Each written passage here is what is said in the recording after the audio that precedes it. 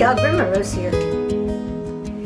I've been working in the garden. And I've come in and ready to do something. I need to have my kitchen back because my countertop is full of vegetables and herbs and things like that. And I want to show you what I'm doing. Now, let me tell you what I'm doing today. My basil was getting ready to bolt. I noticed flowers appearing on my basil, and I thought, you know, I've got to collect this before it gets not too tasty. The flavor of basil will change if you let it go to seed or if you let it flower. So I wanted to catch it before that happened, and I noticed flowers forming, so I needed to cut it back. So I cut it way back. And now I have a lot of basil to do something with. And I got to thinking, I already have in my pantry dried basil from the last couple of years that I haven't used. I use it, but I don't use it that much. But then I remembered something that I had seen last year, year before, a YouTube video that I watched. It was later in the season when my basil had already peaked and I had already pulled it up, getting ready to go on to something else, and I didn't have any fresh basil. And then I remembered that I had seen this video. I don't remember where it was. I know it was on YouTube, but I don't know what channel had the recipe or had the video about this. What it was salt preserved basil. So like you salt fish or salt other things, there are things, vegetables and herbs and things that you can pack in salt and it'll preserve it. People have been preserving things in salt for years and years and years. And I thought, you know, this is something that I could try. Whether it's good or not, I don't know. But I'm going to try it because I've got lots and lots of basil, and why not try it? What the person in the video said was that they had tried it, and actually in the middle of the winter, they were able to take out leaves of basil, and instead of being crispy like they had been dried, they were still pliable, and after you washed the salt off, still had a fresh basil flavor. So why not try that? Wouldn't it be wonderful to be able to have a marinara pizza? Is that what they're called? Basically just tomatoes and basil and cheese on a pizza in the middle of the winter. Have fresh basil that you didn't buy in the grocery store in the middle of the winter. So I'm going to try that. So come with me today and we are going to salt preserve basil. Let's get at it. I have this much basil. Now of course it's still on the stems. Once I take the leaves off it won't be quite as much. But that's a heck of a lot of basil, isn't it? Look at that. Here's some more too. This is about as much as I ever pick. But the other, I cut down 3 plants about halfway to the ground. So there's my basil. And after I do the basil, I've got other things to do too. Here we go.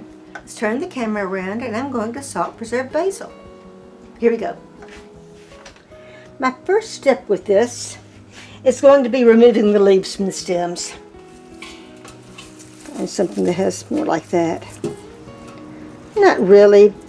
Most of what these are say like one leaf on either side and then a branch coming off of it.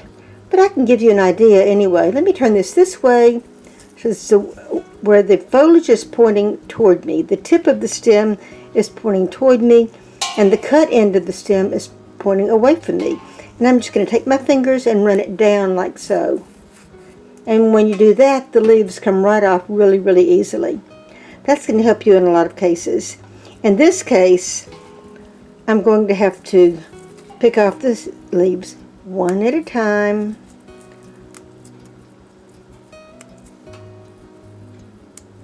Little ones. And see, there's the flower. Like I said, they're starting to flower. So let me go sit down in my chair and watch a movie or watch a YouTube video while I strip these leaves off of here. There's no reason for me to be standing up in my kitchen doing this when I can do this sitting down. So I will be back when I've got all the leaves off of these and show you how many leaves I've got from that enormous bunch of basil. Okay, y'all, confession time. Time got away from me yesterday and I left these overnight, and look how these leaves they've pretty much not shriveled up completely, but they're dehydrating a little bit just because they were not processed when they were exactly fresh. Now this is going to be perfect for dehydrated basil. No problem whatsoever. And even something like pesto. Because when you think about it, what's evaporating is the water content. And water and oil don't mix. So if you're doing something with oil, it's better to have it more on the dry side than on the fresh, full of water side. So I think I'm going to save this, and I'm going to freeze it in some olive oil. And after that, then I will make pesto. I'm out of a lot of the ingredients for the pesto. For instance, I'm out of Parmesan cheese. I don't have any pine nuts. And I am pretty sure I'm not going to be able to get pine nuts in my local grocery. I can get walnuts. I might make pesto with walnuts. Or I can get on Amazon and I can order some pine nuts. And I think that's what I'm going to do. So what I intend to do, look at this leaf right here. That one is starting to brown a little bit. So I think what I'm going to do with these is freeze it in some olive oil.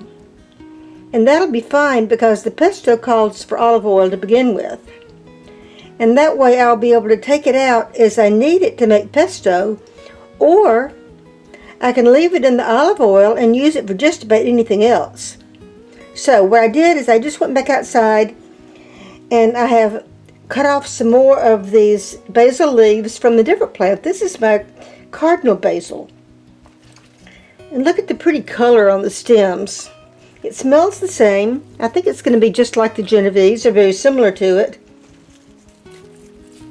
But look at the color on these, and the flowers are supposed to be red, so I can't wait for these to bloom. So what I've trimmed is just going to make them a little bit bushier. It'll make them a little bit longer before they flower. But now I've got some leaves that I'm going to be able to use that are full, good shape, not all withered up. And I'm going to pack these in salt. Now, talking about salt, I don't know, it doesn't say what kind of salt. It just says salt. And I'm thinking that, back centuries ago, when people were packing things in salt, they didn't have anything like iodized salt. They had salt. They had sea salt. They had maybe something like the Himalayan pink salt. It was just salt. So I'm going to use the canning salt. And I've got that. Let me go get my jar of canning salt. It looks like I need to put canning salt on my grocery list. I love this jar. So let me get this out. Get a jar. But I'm not going to do a big jar of this because I don't know how I'm going to like it. I'm just going to do a small jar.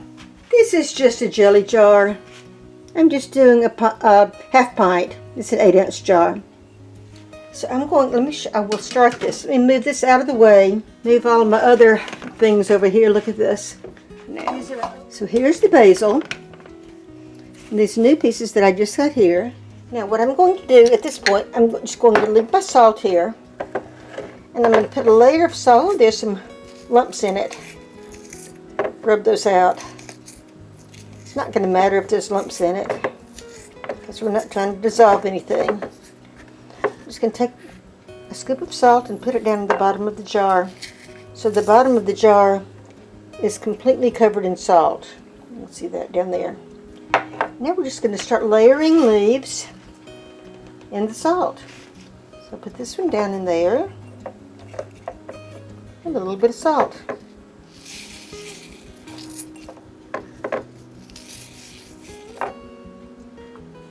Another one. And some more salt.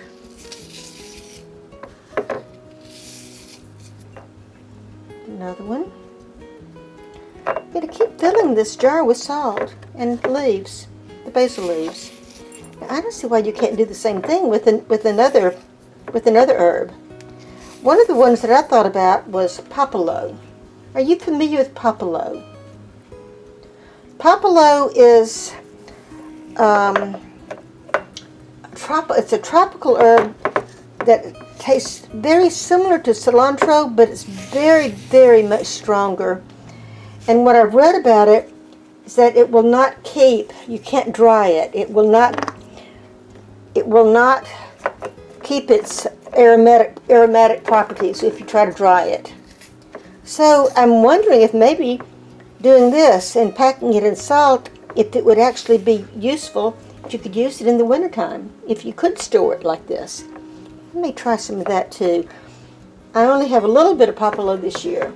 I grew a lot of it last year.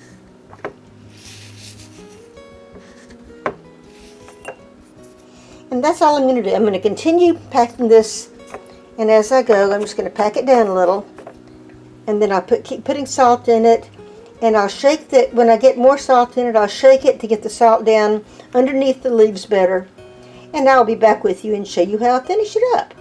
Okay, so there we go. We're almost full. You can see the jar is close to being full. And because this is not being canned, there's no reason not to go all the way to the top. So I'm going to put a little more salt in here, and I'm using my canning funnel because I was making a mess on the counter. So just sprinkle some salt in there like so. See that? Now I'm going to do this because there's air pockets in here.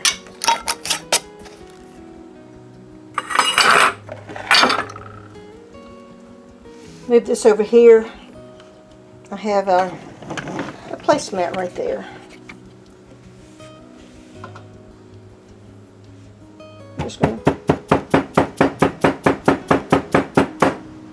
I can't do this on my tile countertop because it would break it. But I can do this on this. It's thick, made out of a thick cotton. And it needs to be laundered. But I'm just using it right now for canning jars and things like that when I finish canning. So, let me see what we've done so far. Okay, now they're kind of wrinkled up a little bit, but that's alright. Straighten them out some. The idea, though, was to fill in any crevices in there. Move this back over here. I'm going to put just a little bit more. Just a little bit more in here. So a little bit more salt. Again, I want salt in the jar and not on the countertop, so I'm using my canning funnel. Putting some more salt. So we want to pretty much cover the top of the leaves. Now, I don't want a leaf that's too big. Pick out one. In just this little bit of time since I've been doing this, these leaves are already wilting. There's a leaf on the top. And put a little more salt.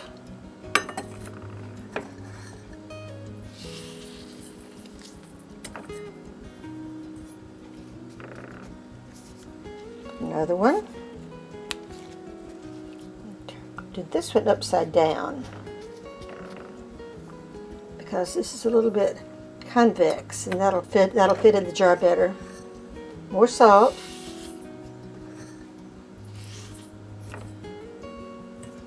I think maybe only one or two more leaves are going to fit in here.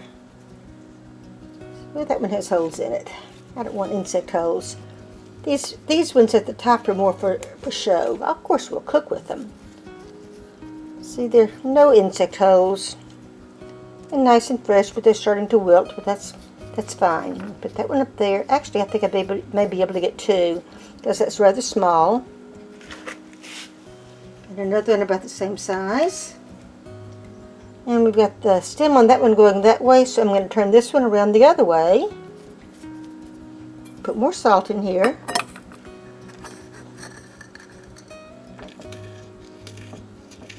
And what is the name of that pizza? Is it margarita pizza? Is that the name of it? You go to a specialty pizza place and they'll serve you like individual sized pizza. I think it's a margarita pizza that is just basically cheese and marinara sauce and basil and tomatoes. Let's see here. That one has a hole. And I don't want to do that one. Let's find another one that does not have a hole. There's a pretty one. I think this is going to be the last one. And I'm going to turn this one back over this way. You can see the pretty leaves on it. Put it there on top like so. And tap it in. Make it fit. And then fill it all the way up to the top with salt.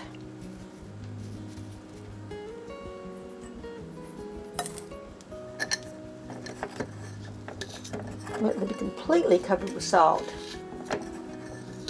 I'm breaking up some more of these lumps. It's not Morton, because it is lumping. A good handful of salt. And another good handful of salt. And it is completely filled.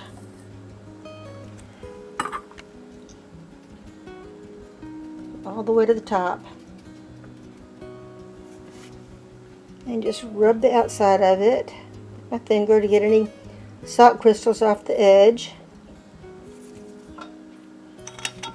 Put the lid on. So, and screw the cap on.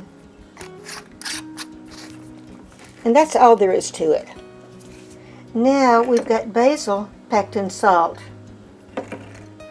If this is good, and I suspect it will be, this might be a really good gift. So bye y'all. See you next time.